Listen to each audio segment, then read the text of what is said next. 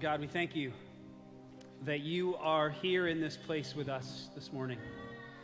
God, that we are not alone, that you are here. God, in the hustle and the chaos of the season, we take just a moment. Pray that you would still our hearts. Give us your peace, knowing that you, the God of the universe, are here and that you love us.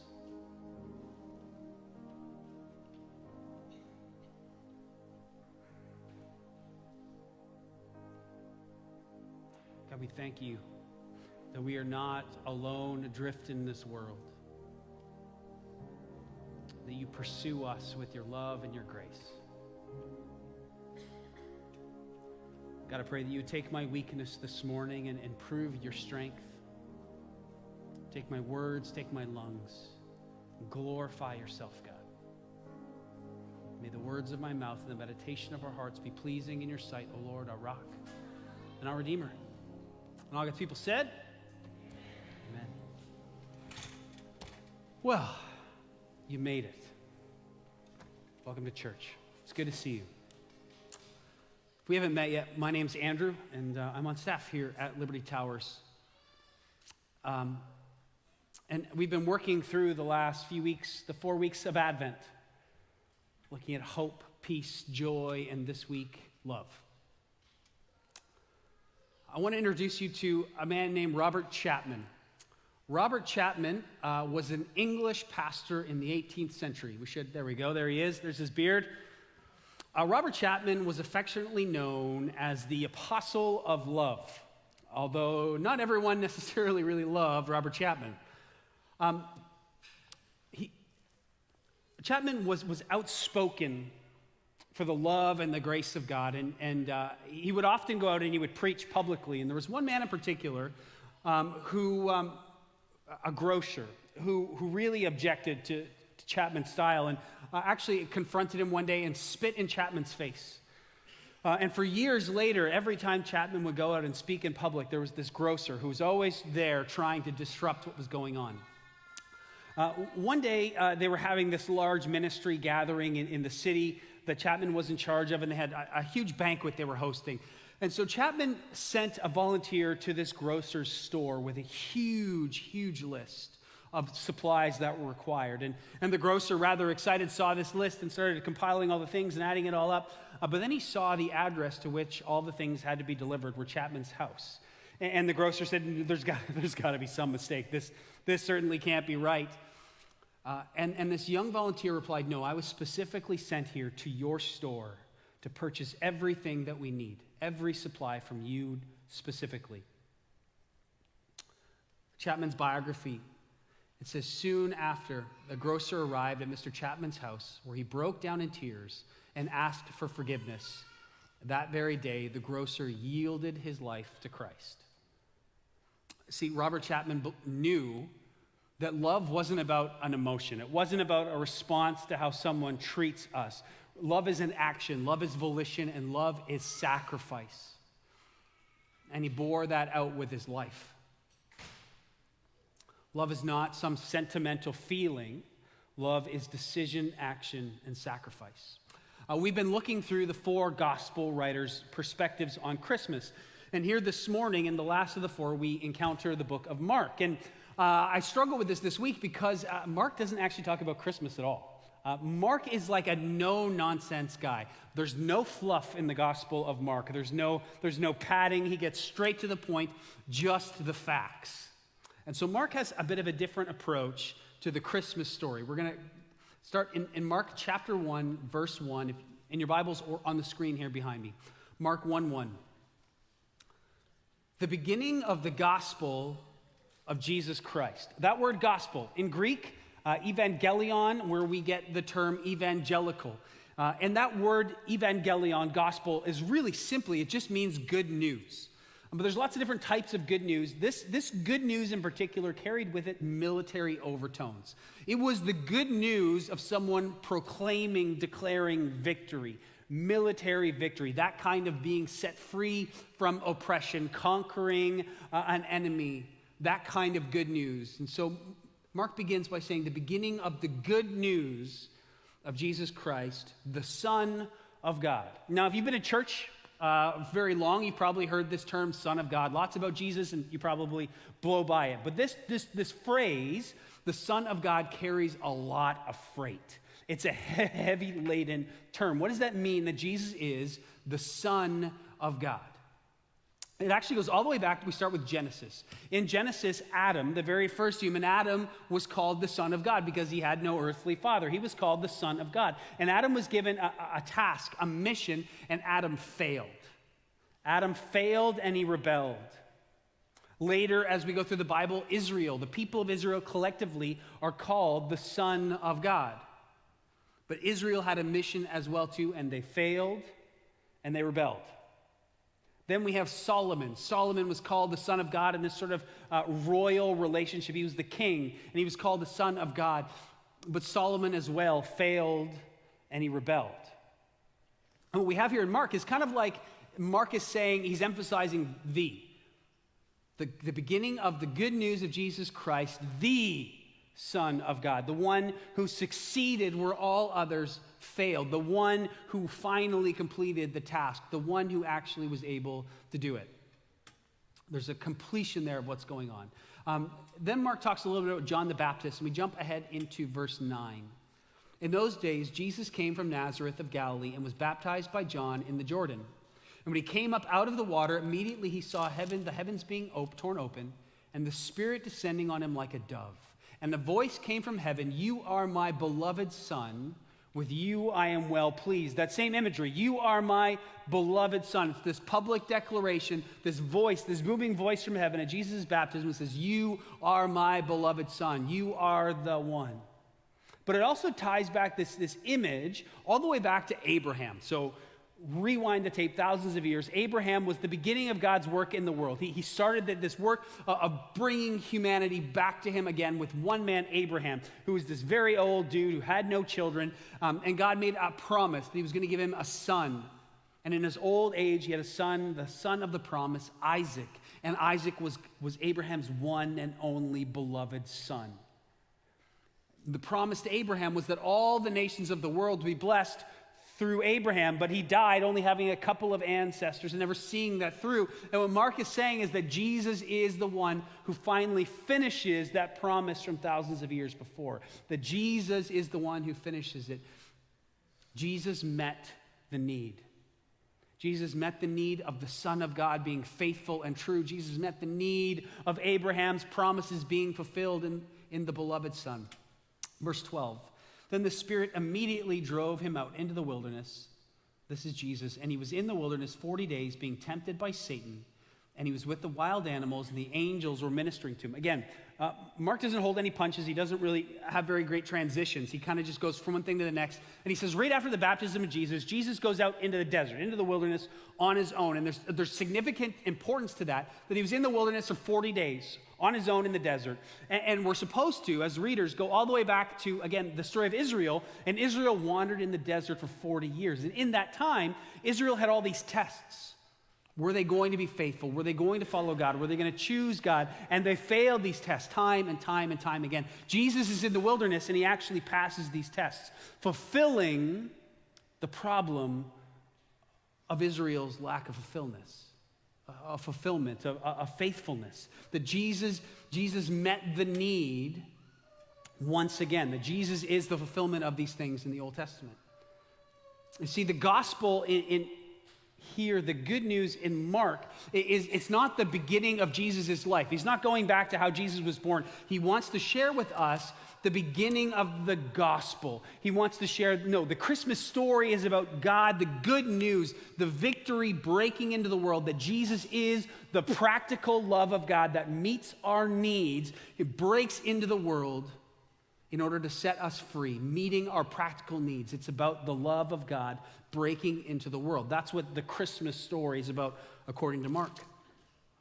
But who is this gospel message for? We jump ahead just a little bit into Mark chapter 2, starting in verse 13. He, that's Jesus again, went out beside the sea, and all the crowds was coming to him, and he was teaching them. As he passed by, he saw Levi, the son of Alphaeus, sitting at the tax booth, and he said to him, "Follow me." And he rose and followed him. Levi was a tax collector. He was the absolutely most despised person in Israel. So Levi, a tax collector, would have been Jewish by ancestry, but sort of sold himself out to the Romans, the Roman overlords. You see, they were viewed as traitors and thieves because a tax collector who was a Jewish person would then go in line with the Romans and collect taxes on behalf of the Roman overlords. And a tax collector was then seen as a traitor, but also he was allowed to collect as much tax as he wanted. Imagine that he had a certain quota that he had to meet for Rome, but he could collect as much tax from you as he wanted above and beyond that. And whatever he kept beyond that was his to keep. And he had the backing of the Roman army. There was nothing that could be said or done. Tax collectors were hated. They were the scum of the earth. They were traitors, liars, cheats, ripping off their own people. And here we have Levi sitting at his booth, despised. And Jesus walks by and he looks at Levi. He says, "You follow me." Levi, I think, is so excited about this love and acceptance of Jesus that he throws a party.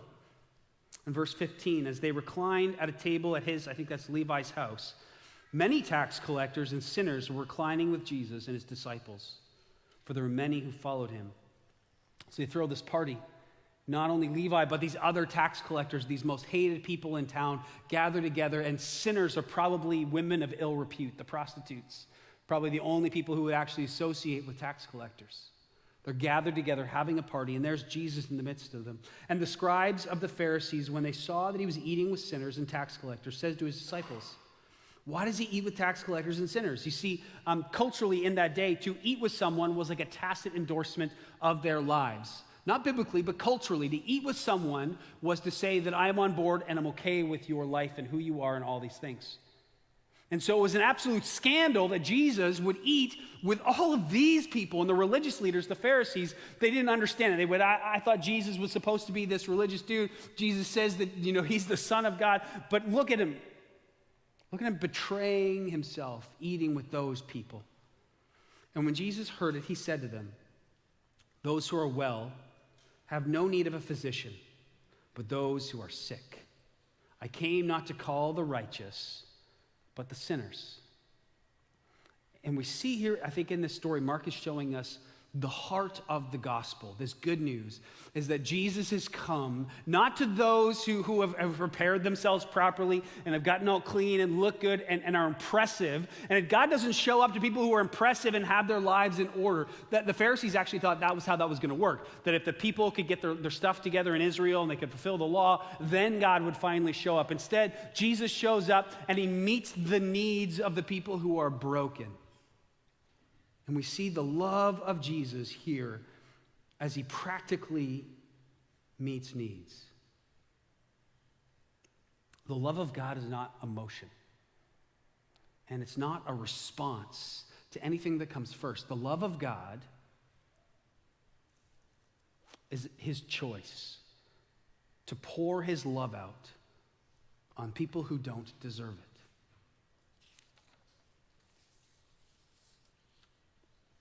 Jesus takes our failure and he brings us victory. Jesus takes our problems and he becomes the solution. Jesus takes our incompleteness and brings his fullness. And Jesus takes our sin and replaces it with his righteousness. John says that there is no greater love than this, than someone would lay down their lives for another. And Jesus shows us the full extent of his love in that he meets our needs practically, that he lays down his life for us, not because we have earned it or deserved it, but because he wants to pour his life out for us sinners, those who are sick, those who are needy, those who are desperate, those who are broken. God shows up in the midst of the darkness, not because we have earned it and we've called him down and he's responding to what we've done in our lives, but out of the blue, out of his own grace and not because of anything we have done. God chooses to pour his life out and become our victory, meeting our needs. The best place that I can think of to really dig deep into what does this love of God look like is 1 Corinthians. 1 Corinthians 13, you've probably heard at a wedding. It tends to be the marriage kind of love. This love is Paul's sort of message here in 1 Corinthians 13 about love. But if this is what love is, then it would only make sense that God, who has the perfect love for us, embodies this perfectly as well. That this is God's love for you today. That as you sit here this morning, that God breaks into the darkness in Christmas, bringing the good news of being our victory, being our fullness, being our solution, being our righteousness. That God wants to pour this love into your life, not waiting for you to earn it, but he simply wants to pour this kind of life on you in your life right now. 1 Corinthians 13, verse 4, love, God's love for you is patient. That word patient in the Greek means long-suffering, means it can bear up under injustices. That God's love for you is patient.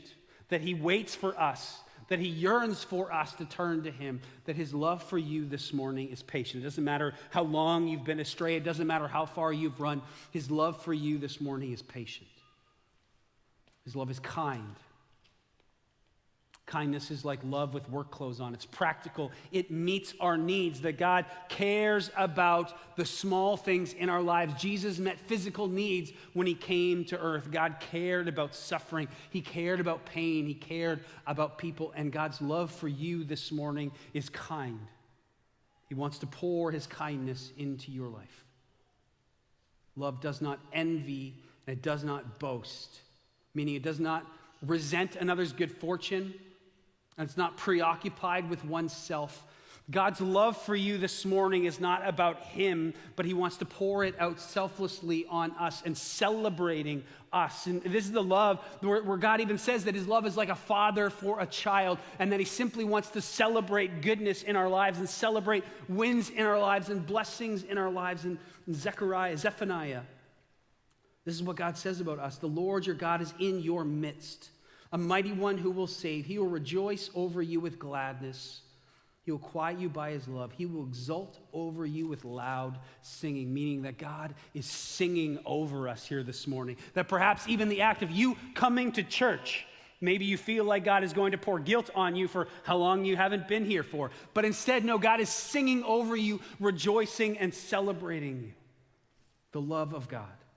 The love of God is not arrogant or rude. It doesn't think that, God doesn't believe that, necessarily he's putting himself over others. He's not arrogant. He's not coming down on us, despising us. Meaning his love is compassionate. That he looks on us, and the love that he has for you this morning in this place is compassion. He sees the brokenness. He sees the sin. He sees the hurt and the injustices. He sees the mistakes done by us and to us, and he has compassion for you. Does not insist on its own way, meaning his love is not selfish, and it is not irritable, meaning he does not lash out. As a parent, that one really strikes me. Man, sometimes my kids are just annoying. But can you feel the weight of that, though?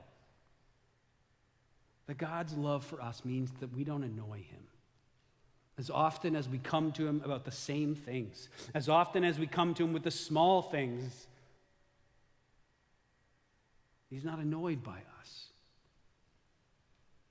He wants what's best for us.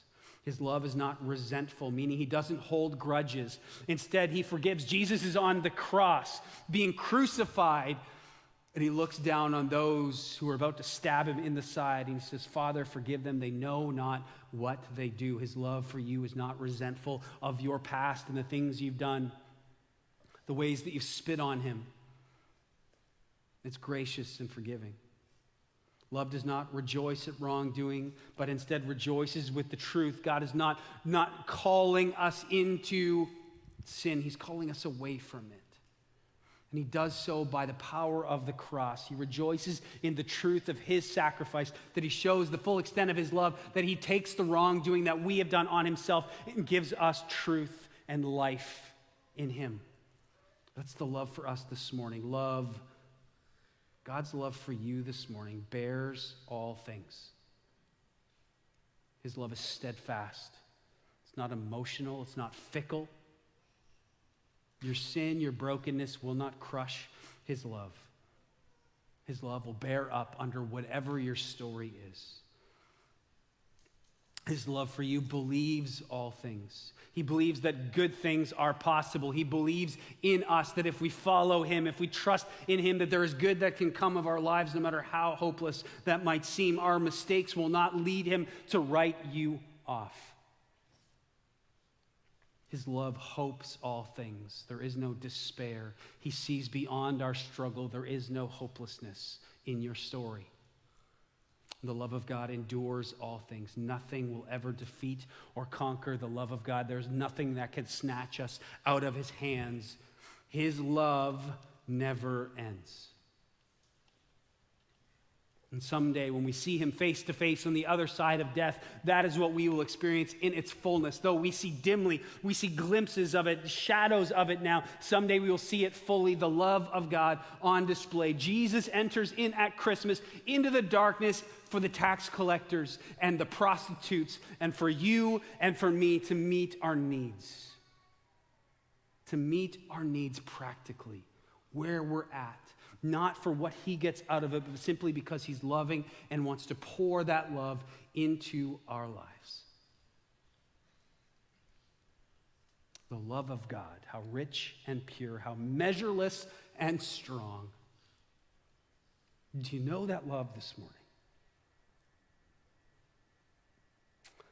We're going to wrap up. We're going to respond this morning by taking communion. Communion servers, come on up. And communion is for those of us who have bowed our knee to Jesus, who have surrendered, not just come to church, but rather actually surrendered our lives to Jesus. And it's in surrendering our lives that we truly grab hold of the love that God has for us. And what happens is that when we do so, it unites us as a family, that now this is our family table, and we come to remember and celebrate the love of God poured out for us sacrificially that binds us together as brothers and sisters through his love. But if you've never done this, if you've never actually bowed your knee and surrendered to this love of Jesus, then perhaps this morning, maybe this morning is the time for you to encounter the love of God as he seeks patiently waiting for you. And now I'm going to confess that this has been a hard week for me. And I've wrestled with this and what to do with this message and what to do with Mark, who doesn't talk anything about Christmas at all. This has been a hard week trying to figure this out. And I believe that we have an enemy. I believe that we have an enemy who does not want you to hear or encounter and experience the love of God. And I think he tried to throw me off this week. On Monday, I got to visit and encounter, experience the hospital for the first time here. And I was thinking about it. It was the first time I ever spent overnight in a hospital. On Monday, if you can believe how crazy this is, I had a stroke. I'm fine. The MRI shows my brain is normal and clear, which my wife is still surprised about. But yeah. So praise God in that, but it was a bit of a distracting week. And I'm trying to figure out why. Last night, I could not sleep. I was restless all night wrestling with this. And I wonder if this morning that we have an enemy who simply does not want you to hear about the love of God. Because it'll change your life. It'll set you free. And so this morning, if it's time for you to actually bow your knee, to accept this love, Marie and I are going to be at the back.